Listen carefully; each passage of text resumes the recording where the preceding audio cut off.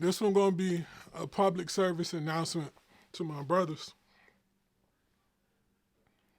Life is going to punch you dead in the face at some point. You're gonna go through some experience that's so tough, so hard, and you like, what did I do wrong? Why do I deserve such a life challenge? And it's gonna not just knock the wind out of your sail, but it's gonna knock your whole ship over.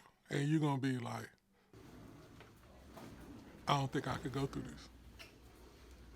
And guess what? Walk to the You double can, doors. you will, and you could get through it. And you gotta not do it in isolation. You got a tribe of people that love you. You gotta tap into that. Yeah, Jabari. How you know that, Jobarie? You ain't never been through nothing. You don't know nothing. 6 years ago, I got the opportunity to find out I had stage 2 kidney cancer. I'll never forget. I went to the hospital, and you know you do your own research. So you like, all right, I must got like a little kidney infection or something like that. You know, we'll be good, get some antibiotics. And when that lady walked in, when I say the lady, the doctor, she walked in, she looked at me like she seen a ghost, and she said, "You got kidney cancer." And I said, she must have read the test wrong. Like, it's no way I got kidney cancer. Like, I'm not a drug user. It doesn't run in my family. I've never even had kidney stones or a kidney infection or any type of normal kidney um, illness or ailment. You know, I had none of that. You know what I'm saying?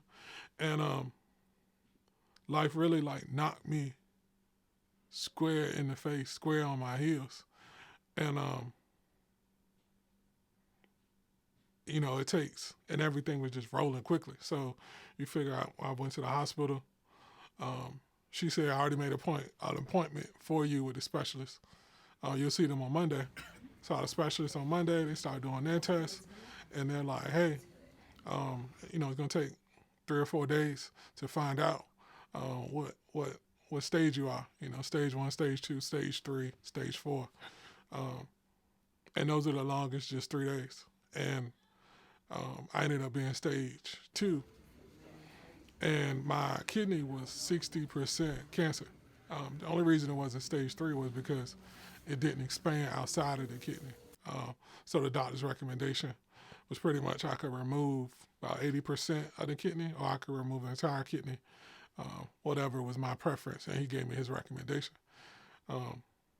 And I say that to you now to say, going through that journey, I didn't think I could make it. Like, and I said, God, well, I think my son was 2.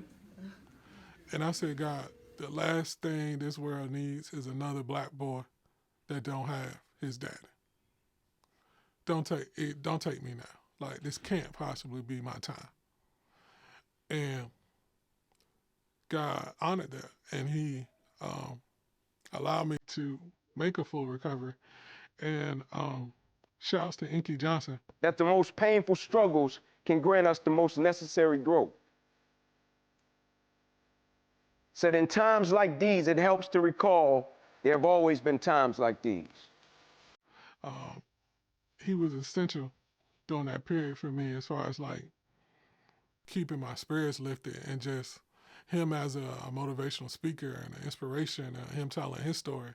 And, you know, truth be told, Inky Johnson's story was much more challenging and difficult than even me having, you know, going through the experience of having stage 2 cancer and having an organ removed. His struggle was still, on top of that, way more difficult. And I said, well, God, if you could take him through that, and he can be an inspiration and be positive and be a motivation to others on the other side of that, then I know you got me. And I know if I make it, it's going to be for a purpose. And to be quite honest with you, if I didn't go through that experience, I am 99% sure I wouldn't be talking to you right now through this camera, because getting that, I say nothing makes you feel more alive than getting that close to death. And getting that close to death taught me that life is short.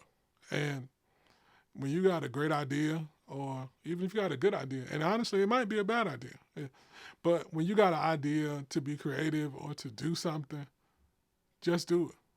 The only people that's critiquing you are people that are doing less than you. Because to be quite honest, I'm too busy to even really genuinely hate or care about what somebody else is really doing, because it's a full-time job just trying to keep me straight, trying to do what I need to do for my family, trying to be creative, and be bold, and do videos like this, tell your story, tell your truth, be authentic. I literally don't. I wouldn't have the time. I wouldn't have the time to overly critique or be negative to somebody else that's chasing their dreams, chasing to overly critique or be negative to somebody that's chasing their dreams. Do you, boo?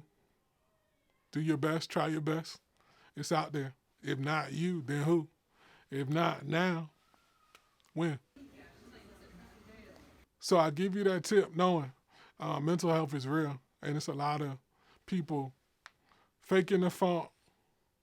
Social media creates that environment where it's a breeding environment for faking the funk. And with me doing this, the whole point of this is just to you to know it's real, like to know that it's authentic. And we all go through things, and some more challenging than others. And you could literally get strength knowing that whatever you're going through, two things are for sure. Somebody has beat it. Somebody has been through exactly what you've been through and came out on the other side victorious. And somebody that's been through something worse than you, and they still beat it, and they still came out on the other side. So it don't matter what you're going through, God got you. It has been beat before, and you could do it. So I say that in love. I thank y'all, my tribe, my support. The love is real, it's genuine, and y'all are awesome. And I'm nothing special. I'm just a vessel like any of y'all that's just willing to be used. Are you going to be used for good? Are you going to try to put something good out in the atmosphere? Are you going to connect? Are you going to network? Are you going to stretch yourself, put yourself in uncomfortable situations that's going to push the needle, move the needle? And again, when my time is up on earth, they're going to be able to put on my tombstone, I left no talent behind because I gave it all I had. All right, love y'all. Let me put the drip back on.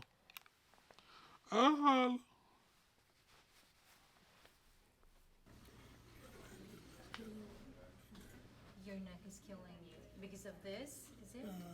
No. You slept wrong. Oh, so that's why you have to be moving more. I'm sorry.